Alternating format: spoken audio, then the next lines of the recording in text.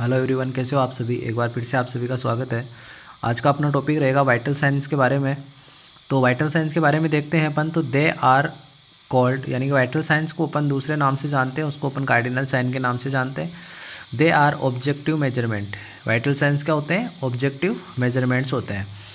Vital science में अपन किन किन को इंक्लूड करते हैं? वाइटल साइंस में टेम्परेचर है, पल्स, रेस्पायरेशन, ब्लड प्रेशर और पेन, यानी कि पेन को अपन फिफ्थ वाइटल साइन के नाम से जानते हैं। अब अपन देखते हैं कि जो इमरजेंसी कंडीशंस है, इमरजेंसी कंडीशन के अंदर अपन जो फिफ्थ वाइटल साइन के रूप में अपन किसको मेजर करते हैं? तो इमरजेंसी कंडीशन में एक तो पुपिलरी रेस्पॉन्स है या फिर ऑक्सीजन सेचुरेशन है, उसको अपन फिफ्थ वाइटल साइन के रूप में वो कंसिडर करते हैं। फिर अपन ने इसमें देखते हैं सीक्वेंस के बारे में कि वाइटल साइंस को लेने की सीक्वेंस क्या रहती है। तो सबसे पहले अपन देखते हैं न्यू बॉर्न में। तो न्यू बॉर्न के अंदर जो वाइटल साइन लेने की जो सीक्वेंस रहती है, उसमें अपने को सबसे पहले न्यू बॉर्न में रेस्पायरेशन को चेक करते हैं, उसके बाद पल्स रेट को चेक करते हैं, उसके बाद टेम्परेचर को, और उसके बाद बीपी को चेक करते हैं। ये तो सीक्वेंस रहेगी न्यू बॉर्न के अंदर। और एडल्ट और चिल्ड्रंस की जो अगर सीक्वेंस देखें तो टेम्परेचर, पल्स, रेस्पायरेशन और बीपी, ये एडल्ट्स के अंदर रहेगी। और इमरजेंसी कंडीशंस के अपन की बात करते हैं, तो इमरजेंसी के अंदर अपने को सबसे पहले पल्स रेट को चेक करना है, उसके बाद रेस्पायरेशन को चेक करना है, उसके बाद बीपी को चेक करना है, उसके बाद टेम्परेचर को चेक करना है। ये रहेगी आपकी इमरजेंसी कंडीशन के अंदर। फिर अगर अपन नेक्स्ट देखते हैं इसमें, तो जो अपनी जो इसकी नॉर्मल्स जो वैल्यू है वाइटल्स की, तो वो रहेगी, टेम्परेचर है उस जो है वो नॉर्मल रहेगा 98.6 डिग्री फ़ारेनहाइट के अंदर। और इसको अगर सेल्सियस के अंदर अपन इसकी बात करें तो 37 डिग्री सेल्सियस ये इसका टेम्परेचर नॉर्मल है। पल्स रेट की बात करें तो 60 से 100 बीट जो पर मिनट है वो पल्स रेट रहती है नॉर्मल। और एवरेज देखें तो 72 इसकी एवरेज रहती है। रेस्पायरेशन रेट की बात करें तो 12 से 20, और इसकी एवरेज बात करें तो 16 इसकी एवरेज होती है। ब्लड प्रेशर की बात करें तो 120/80 mmHg ब्लड प्रेशर नॉर्मल होता है। तो ये था वाइटल्स के नॉर्मल वैल्यूज़ के बारे में। अब अपन इसमें सबसे पहला जो अपना वाइटल है टेम्परेचर, इसके बारे में अपन डिस्कशन करते हैं। तो टेम्परेचर के बारे में डिस्कशन करते हैं तो जो बॉडी का टेम्परेचर है वो balance between heat production and heat loss, यानी कि हीट प्रोडक्शन और हीट लॉस का जो बैलेंस है उसको अपन क्या बोलते हैं? टेम्परेचर के नाम से जानते हैं। जो हाइपोथैलेमस है is the temperature regulating centre, यानी कि अपने शरीर का जो टेम्परेचर को रेगुलेट करने वाला जो सेंटर है वो है हाइपोथैलेमस। ठीक है। फिर अपन बात करते हैं हीट लॉस और heat production is controlled by hypothalamus, यानी कि जो हीट का जो प्रोडक्शन है और हीट का जो लॉस होता है उनको कंट्रोल कौन करता है? हाइपोथैलेमस इनको कंट्रोल करता है। जैसे कि अपन बात करें हीट का प्रोडक्शन है वो जो पोस्टीरियर हाइपोथैलेमस है वो करता है, और हीट का लॉस है वो कंट्रोल करता है एंटीरियर हाइपोथैलेमस है, वो हीट का लॉस को कंट्रोल करता है। फिर अपन बात करते हैं बॉडी टेम्परेचर्स के बारे में। तो बॉडी टेम्परेचर में अपन देखें तो two way to measure body temperature, यानी कि बॉडी टेम्परेचर को मेजर करने के दो वे है, दो तरीके हैं। फर्स्ट है कोर टेम्परेचर और दूसरा है सरफेस टेम्परेचर। फिर अपन इसकी जो बॉडी टेम्परेचर है उनको चेक करने की जो साइट्स के बारे में बात करते हैं। तो कोर बॉडी टेम्परेचर को चेक करने की जो साइट्स होती है वो एक तो पल्मोनरी आर्टरी होती है, एक टिम्पेनिक मेम्ब्रेन होती है। फिर अपन अदर साइट्स की बात करें तो इसमें है ओरल, रेक्टल, एक्जिलरी और फोरहेड, यानी कि टेम्पोरल आर्टरी। ये सब टेम्परेचर को चेक करने की साइट्स होती है। फिर अपन बात करते हैं कि कोर बॉडी टेम्परेचर के बारे में। तो जो कोर बॉडी टेम्परेचर है इसके अंदर देखते हैं कोर बॉडी टेम्परेचर क्या होता है? इंटरनल और डीप बॉडी टिश्यू का जो टेम्परेचर होता है उसको अपन कोर टेम्परेचर के नाम से जानते हैं। इंटरनल और डीप बॉडी टिश्यू के टेम्परेचर को अपन कोर बॉडी टेम्परेचर के नाम से जानते हैं। ये मोस्ट रिलायबल और एक्यूरेट ये होता है। फिर अपन इसकी साइट्स की बात करें तो साइट्स के अंदर इसमें जो फिर अपन देखते हैं इसके अंदर थर्मोजेनेसिस। थर्मोजेनेसिस का मतलब होता है production of heat. Production of heat को अपन किस नाम से जानते हैं? थर्मोजेनेसिस के नाम से जानते हैं। यानी कि हीट का प्रोडक्शन अपन कौन कौन से वे के द्वारा होता है उसमें देखते हैं। तो सबसे पहला आएगा ऑक्सीडेशन ऑफ फूड, यानी कि फूड के ऑक्सीडेशन में, जैसे कि 1 ग्राम प्रोटीन है वो 4 किलो कैलोरी जो है हीट प्रोवाइड करती है। 1 ग्राम कार्बोहाइड्रेट है वो 4 किलो कैलोरी करती है। 1 ग्राम जो फैट है वो 9 किलो कैलोरी हीट प्रोवाइड करती है। फिर अपन देखते हैं specific dynamic action of food, यानी कि फूड की स्पेसिफिक डायनेमिक एक्शन के अकॉर्डिंग। तो कार्बोहाइड्रेट है वो 5%, फैट और लिपिड है वो 15%, और प्रोटीन है वो 30% और जो मिक्स्ड डाइट होती है वो करते हैं 12%। ये मिक्स्ड डाइट वाला क्वेश्चन पूछा गया है।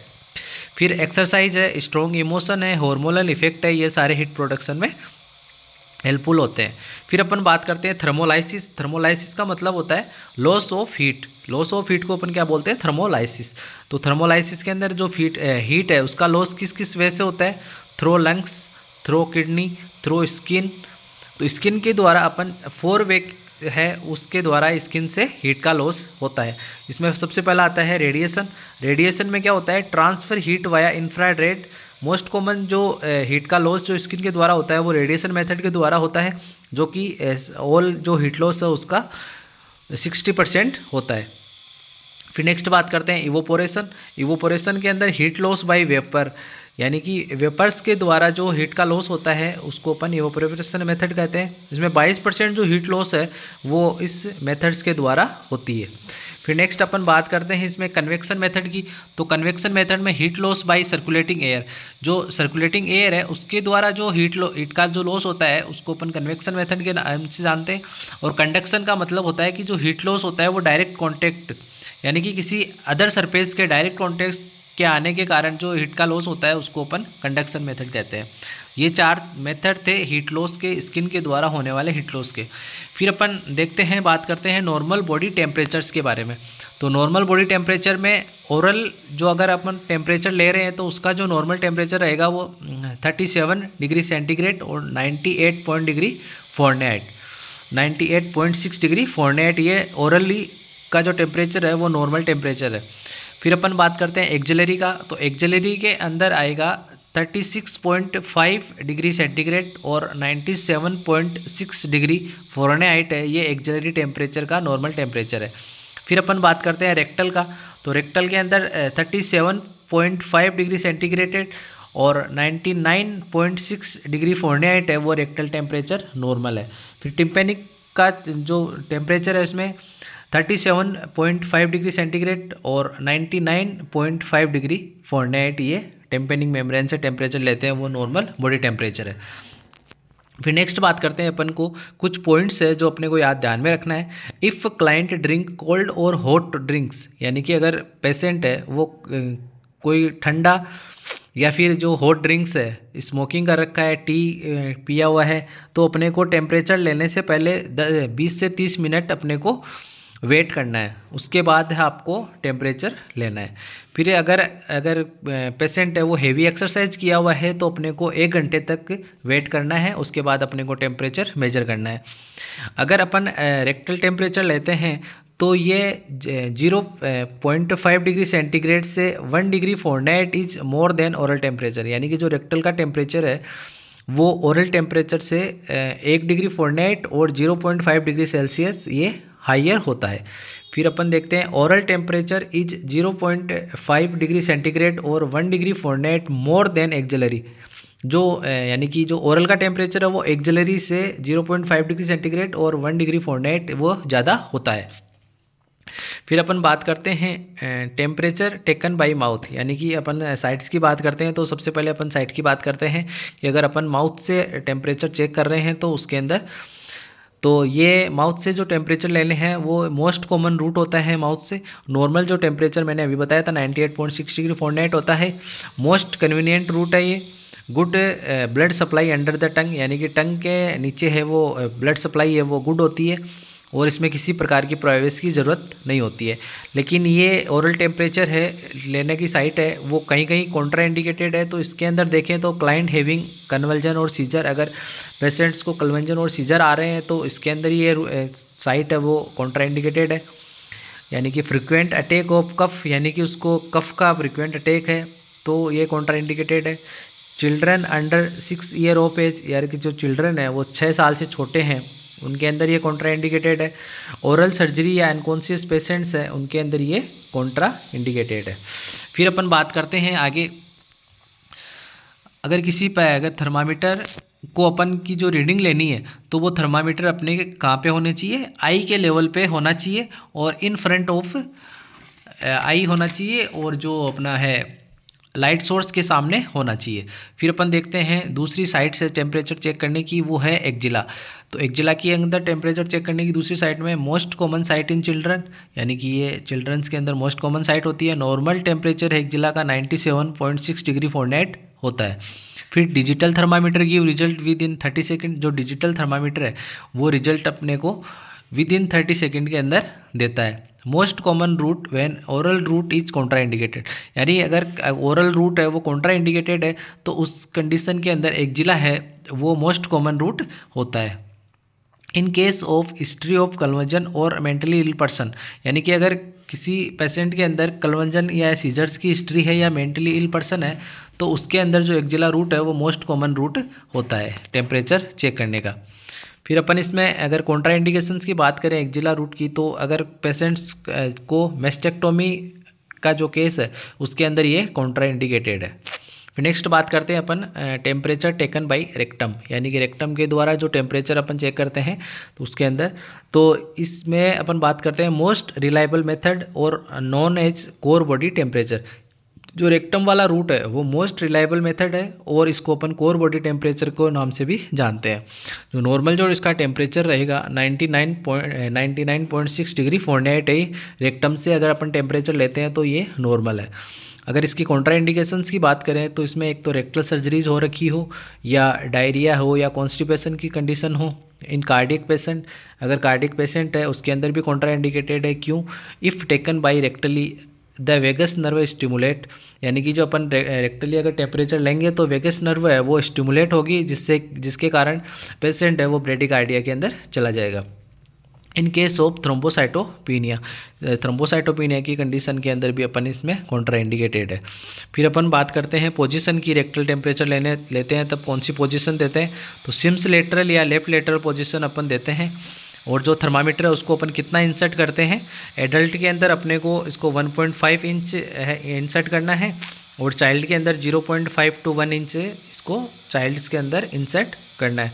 Most reliable route of temperature measurement is rectal route, यानी कि जो टेम्परेचर का मेजरमेंट का जो मोस्ट रिलायबल मेथड है वो कौन सा है, रेक्टल रूट है।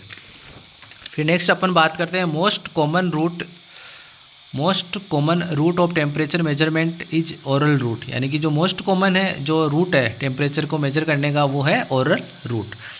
अब अपन बात करते हैं temperature taken by tympanic membrane, यानी कि अगर टिम्पेनिक मेम्ब्रेन से टेम्परेचर ले रहे हैं तो इसमें क्या क्या होता है। It is internal body temperature, जो टिम्पेनिक मेम्ब्रेन वाला जो टेम्परेचर है वो कौन सा होता है, इंटरनल बॉडी टेम्परेचर होता है, जिसको अपन कोर बॉडी टेम्परेचर के नाम से भी जानते हैं। जिसका नॉर्मल जो टेम्परेचर होता है वो 99.6 डिग्री फ़ारेनहाइट भी होता है और इसका जो रिजल्ट है वो 2 से 3 सेकेंड में ये रिजल्ट दे देता है। अगर अपन ईयर पिना से अगर इसका टेम्परेचर चेक कर रहे हैं टिम्पेनिक मेम्ब्रेन वाला, तो जो ईयर पिना है उसको होल्ड करने के 2 तरीके होते हैं। जिसके अंदर अगर child less than 3 year age का है तो उसके अंदर अपन होल्ड करेंगे डाउनवर्ड एंड बैकवर्ड। ठीक है, ईयर पिना का होल्ड करने का तरीका ये एग्जाम में क्वेश्चन पूछा गया है। और जो अगर मोर देन 3 ईयर्स के ऊपर के जो बच्चे हैं उनके अंदर जो ईयर पिना को होल्ड करने का तरीका है वो अपवर्ड और बैकवर्ड होता है।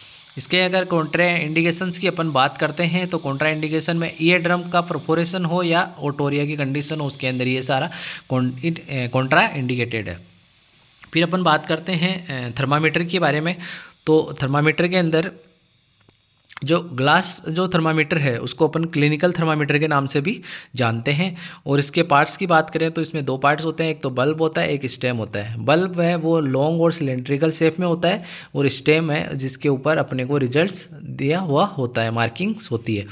अगर अपन इसमें जो मार्किंग्स है उसकी रेंज के बारे में बात करें तो अगर फ़ारेनहाइट में अगर इसकी रेंज के बारे में बात करते हैं तो 94 डिग्री फ़ारेनहाइट से लेके 108 डिग्री फ़ारेनहाइट तक इसकी जो रेंज होती है फ़ारेनहाइट में। और अगर सेंटीग्रेड में बात करें तो 35 डिग्री सेंटीग्रेड से 42 डिग्री सेंटीग्रेड इसकी रेंज होती है।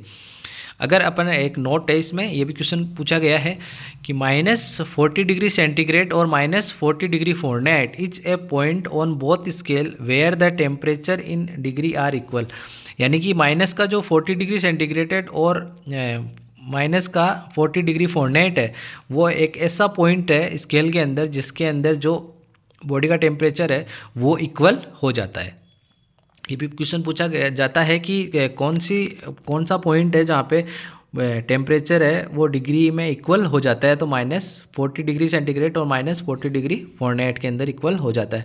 फिर अपन इलेक्ट्रॉनिक थर्मामीटर की बात करें तो इलेक्ट्रॉनिक जो थर्मामीटर है उसको अपन डिजिटल थर्मामीटर के नाम से भी जानते हैं, और इसकी जो रीडिंग है वो 30 से 60 सेकेंड में ये रीडिंग दे देता है। फिर अपन बात करते हैं टिम्पेनिक मेम्ब्रेन थर्मामीटर की। तो टिम्पेनिक मेम्ब्रेन जो थर्मामीटर है वो रीडिंग अपने को 2 से 3 सेकंड में रीडिंग दे देता है। फिर अपन बात करते हैं डिस्पोजेबल पेपर थर्मामीटर की। तो ये जो डिस्पोजेबल जो पेपर थर्मामीटर है वो अपने को रिजल्ट दे देता है 45 से 60 सेकंड में, यानी कि विद इन 1 मिनट में ये रिजल्ट दे देता है। और इसमें लिक्विड क्रिस्टल के केमिकल डॉट्स है वो प्रेजेंट होते हैं, जिसमें ये डॉट्स जो होते हैं जिसके कारण ये केमिकल चेंजेज है वो डिफरेंट जो टेम्परेचर का लेवल है उसके अंदर ये केमिकल्स के जो डॉट्स होते हैं उनमें चेंजेज, यानी इसके कलर के अंदर चेंजेस दिखाई देते हैं। फिर डिसइंफेक्टेंट की बात करें कि थर्मामीटर को अपन डिसइंफेक्टेंट किससे करते हैं, तो सबसे पहले अपन डिटॉल में अपने को मात्रा लेनी है 1:14, जिसको अपन 5 मिनट के लिए डिसइंफेक्टेंट में डालते हैं।